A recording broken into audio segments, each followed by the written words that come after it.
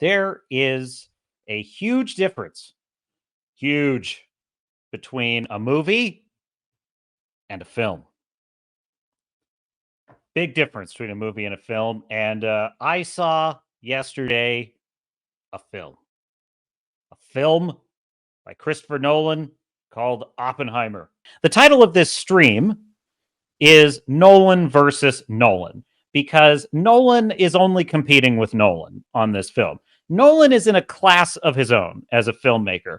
There is no filmmaker in Hollywood right now that can do what he does. He writes and he directs masterful films, like films. And I'm not just talking about the writing, I'm not just talking about the acting, I'm talking about cinematography, style, mise en scène.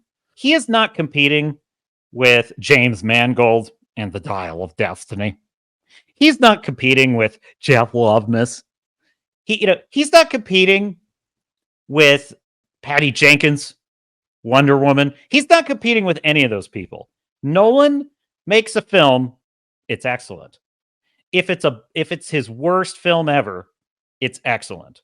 The only question is how much more excellent could it have been if Nolan's dark side had not interfered.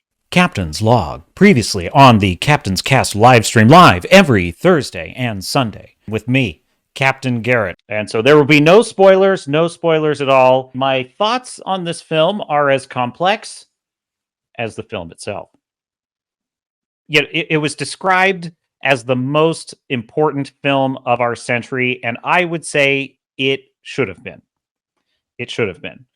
The problem is it got in its own way, and it added some elements that I think took away from the theme. It should have been about it should have been the moral meditation on the creation of the atomic bomb, and there's a lot of that in the film. And when it's about Oppenheimer, and when it's about his moral struggle, and when it's about just his life and the weight of what he's doing, what he's done, because it's told non-linearly, just like all of Nolan's films pretty much. And this is actually one of his best. In terms of non-linear storytelling, this is one of his best. I think it was the most well-structured. When it's just about Oppenheimer and like what he does and his inspiration and the moral weight of it all, it's brilliant. I could have been dead tired and I would have been wide awake the whole movie. So it was an incredible experience. It stays with you. It stays with you, this film. I've been thinking about it all day. I've been listening to the soundtrack over and over again. The soundtrack, brilliant, absolutely incredible.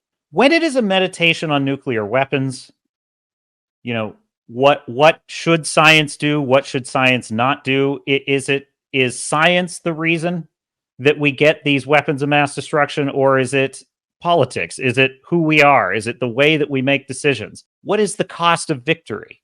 Right? Those are all brilliant aspects of the film, and he uses these visual intercuts of it's visually brilliant. It's one of the most visually brilliant films I've seen in a long time because he uses the medium. He uses special effects the way they were meant to be used, which is to show you the unimaginable. And that is really excellent. But there's a second movie nestled within that movie. And that second movie is very much a kind of political thriller melodrama. And it's very well acted. It's actually very well structured as a political drama. And I'm talking about basically the black and white part of the film, because some of the film is in black and white, mostly dealing with Robert Downey Jr.'s character. And I would say that is a different film.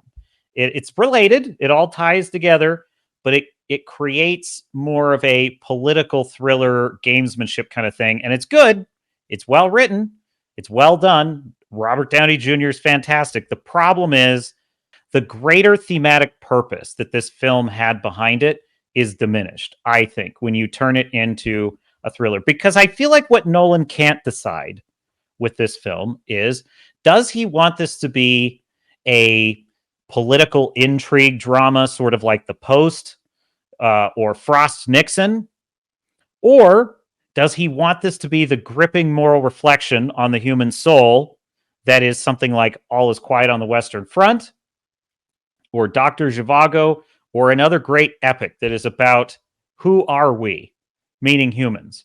Like, who are we as creatures on this planet? And I feel like that's what the film, most of it is that. Starfury says, let's not sit on that fence. You'll get splinters. Okay. All right, all right. Well, I'm getting there. I'm getting there, Starfury. Jeez. I'm building a nuanced case. He says, isn't the problem with Nolan? He is great at the surface stuff, but fundamentally misses the heart of a movie, making most of his movies sterile. Okay, actually, you've absolutely pinpointed something I do think. And I even said this after the film. I said, I think the problem with Nolan's filmmaking is he's very intellectual. He has kind of an aloof style with his storytelling. You're right. There is a detached kind of intellectual style that he has. And I feel like this was not the film for that, because the theme of this film is humanity, our self-destructiveness, the way that our own tribalism sometimes blinds us to what we're actually about to do to ourselves, I think. It has to do also with just how society is organized, and what is the meaning of creating something? What is the consequence? Science has a kind of detached attitude about itself. It has an attitude of like, well, our job is just to go find the answers. But the interesting thing about it, there's a point in the early part of the film where the whole reason that the race for an atomic bomb starts is because a physicist in Europe figures out how to split the atom. And it's a headline in a newspaper. And what that meant to Oppenheimer is that every scientist in the world has just figured out what we just figured out by reading this headline. A bomb is possible. They're now going to be working on it. So we better get started. And so in a sense, the origin of the entire thing is science itself. It is the actual quest for knowledge itself that results in the creation of the bomb. And I will just say, kind of related to that theme, the final lines of this film are brilliant. I mean, the final shot of this film is one of the best things I've ever seen. And there is one scene in the film that was absolutely just stunning. Just absolutely stunning. And it wasn't just because it was well done. It was because he used visual elements. I had never seen them used that way before. And it was all psychological. It wasn't what you're thinking. The editing in this film, it should get an Academy Award for editing, because it was the way he uses editing to tell the story is just genius. But it was the sound design, the music, all these elements just come together to create this sort of perfect storm, and it recreated a moment in history that was unreal. The score, just no Hans Zimmer this time. I was really surprised by that. Like the music, that was Ludwig Göransson.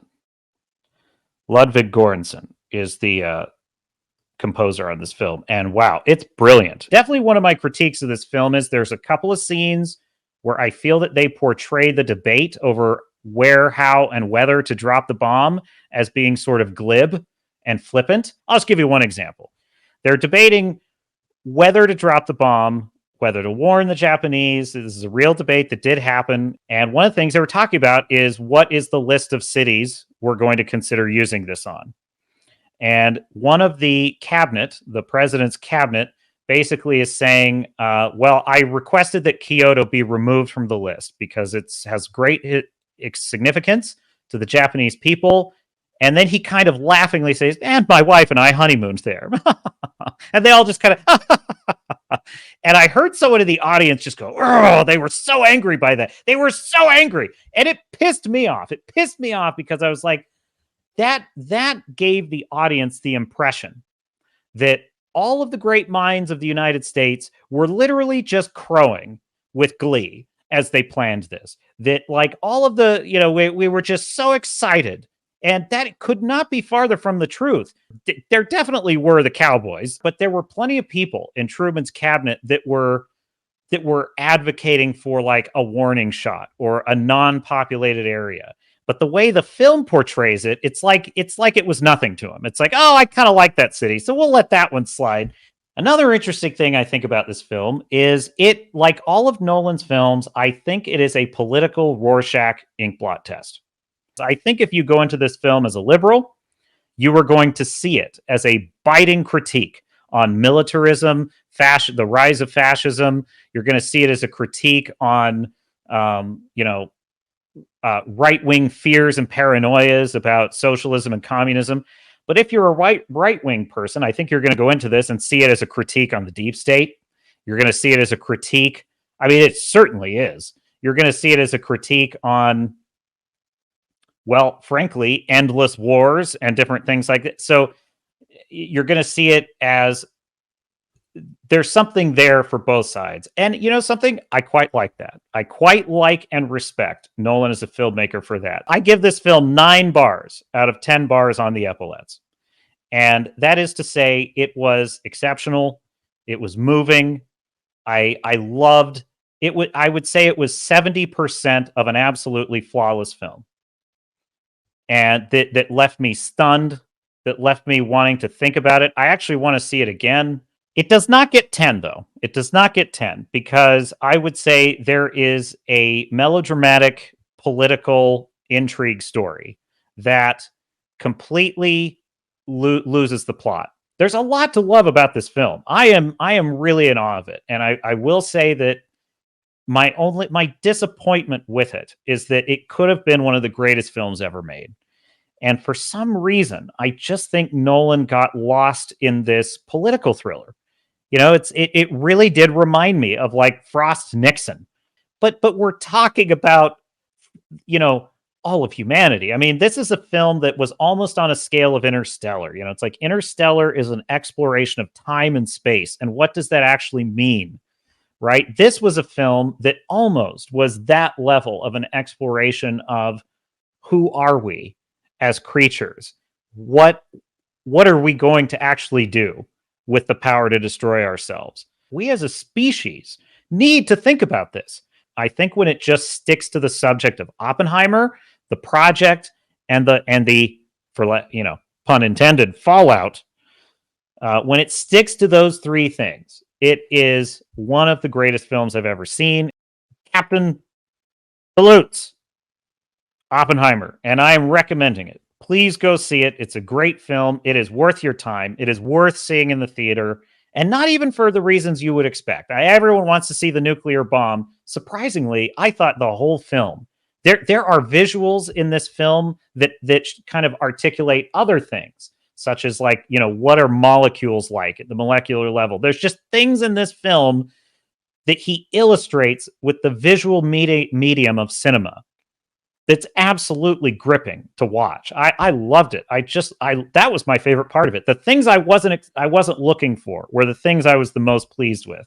The mission will continue on the Captain's Cast live stream with me, Captain Garrett, on the Swords and Starships channel live every Thursday and Sunday, 1 p.m. Pacific, 4 p.m. Eastern. Don't miss it, and I will see you in the chat out there. Make sure to give me a follow on Locals at swordsandstarships.locals.com. It's free to follow and direct message me on Locals, and this will help defend against YouTube censorship and allow me to maintain a direct connection with you. The mission of this channel is to build a fellowship of sci-fi, fantasy, and action-adventure fans who prize freedom of speech and artistic expression above all. And if you choose to support the channel with a paid membership, there will be even more exclusive content in store, and I would certainly be honored to earn your support. Until then, hail to you, hail to the Fellowship, and hail to the Iron Age of entertainment.